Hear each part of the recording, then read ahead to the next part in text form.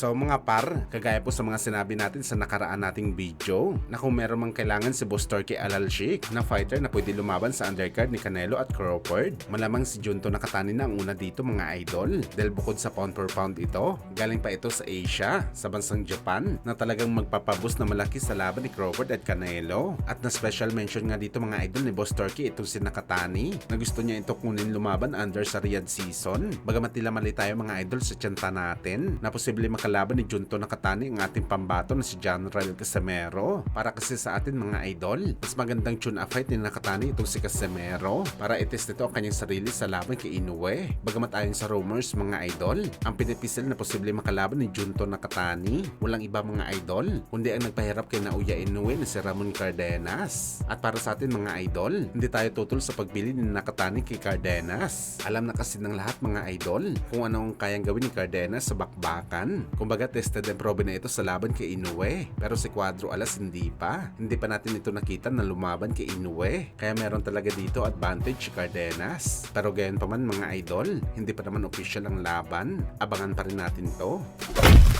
Samantala speaking sa undercard ni Canelo at Crawford mga idol, ay marami naman po sa mga Pinoy boxing fans ang nagsasuggest kay Boss Turkey Alalshik na isama daw sa super fight ni Canelo at Crawford ang tri-belt unification fight ng ating pambato na si Pedro Taduran kalaban ng unified champion na si Oscar Collazo. Well, ito na siguro mga idol ang pinakamagandang suggestion na laban na narinig natin. Isa napakalaking laban to mga idol, natural dapat lang mangyari at mabilang sa mga super fight. Ang kinagandahan dito mga idol, willing din ang dalawang champion na si Taduran at Collazo na lumaban sa isa't isa, at malaki ang tiwala natin mga idol na may tsansa na mangyari ang bakbakan na to. Minsan na kasi mga idol na palaban si Oscar Collazo sa unification fight under sa promotion ni Boss Turkey, at si Pedro Taduran naman mga idol minsan na rin na-recognize ng Daring Magazine nung napabilang ito sa nominee ng Comeback Fight of the Year. Konting follow up na lang talaga mga idol sa laban ng dalawang kampyon, malamang papayag dito si Boss Turkey.